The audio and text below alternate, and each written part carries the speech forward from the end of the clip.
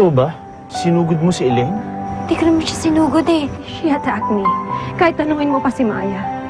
Bakit kasi ayaw mo na lang aminin? Na gusto mo kong saktan nun, di ba? Elaine, did you provoke her to do this? Kung ayaw mo maniwala, edi I don't want to waste my time here anymore. Elaine, sandali lang. Sumama na sa impacta ngayon? Eh, wala na tayong magagawa eh. Kahit papaano eh, mali naman din tayo na pumunta pa tayo sa lugar na yun. Kahit papaano naiintindihan ko naman siya kaya siya nagalit sa akin. Sana nga lang, pinakinggan niya ako bago siya sumama kay Elaine. Napaka-selfish ng babae. Alam mo ba sinabi niya sa akin, layuan kita? Sinabi niya yun? Oo! At anong karapatan niya para sabihin sa akin na layuan kita? Hindi ko naman siya gusto saktan eh. Siya naman yung nag-umpisa eh. Jessie, tama na. Bakit ayaw mo makinig sa akin? Wala ka bang tiwala sa akin? Mas may tiwala ako kay Elaine.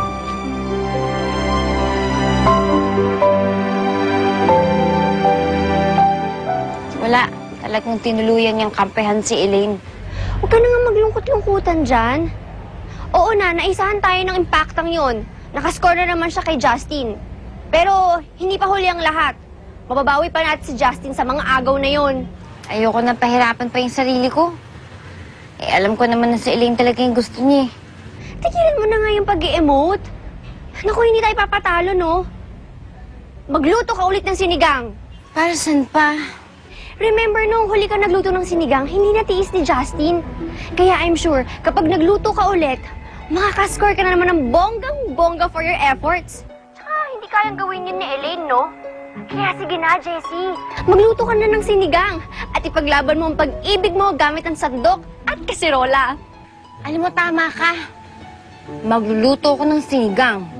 Sige, Jessie, kaya mo yan, ate. Naku, I'm sure ikaw ang wagi ngayon.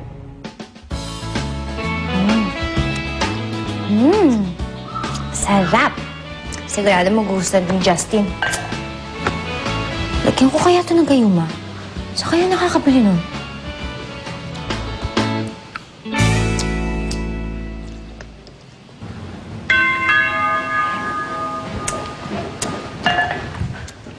Ako na. Baka yung script ko lang yan.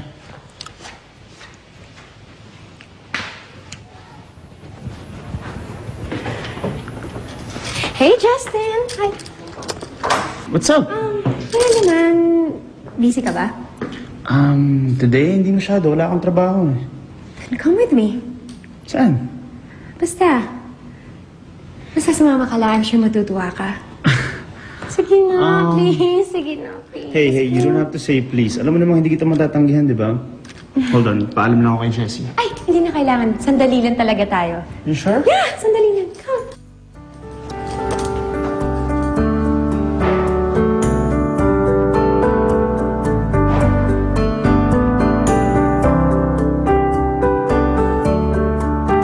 We're here. Pero close your eyes muna, ha? Okay. Left. Ayan. Can you open your eyes?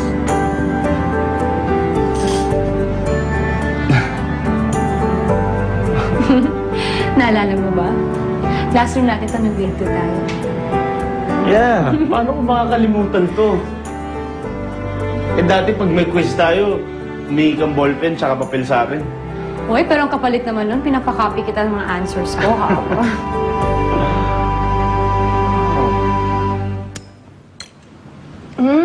Best friend, ang sarap naman. Ang sarap mo na magluto ng sinigang. The best. Bali, wala naman din dahil wala dito yung kakain yan. Yung bruha talaga na yun, agawin talaga sa'yo si Justin, no? Eh, ikaw naman kasi ate, ba't hindi mo pa aminin para magkaalaman na aminin mo na yung feelings mo sa kanya? Bakit ko aaminin? Baka naman pahiya lang ako. Alam mo, ikaw Jessie, masyado ka kasing nega. Eh, mali mo ba kung si Justin may feelings din sa'yo, hindi lang din niya maamin sa'yo, di ba? Oh, di ba nga may kasabihan, the truth will set you free. Basta, parang malabo na ata yun. Ewan ko ba? Tanga-tanga ko talaga. Bakit pa kasi ako na-inlove dun sa lalaking yun? Ano ka ba naman? I love naman talaga tong si Justin, no? Kung wala nga lang akong Donald, kakaririn ko rin yun. Dati pakiramdam kong laki-laki ng kwartong to. Ngayon parang sikip-sikip na, no? Siyempre naman. Lumaki na tayo eh.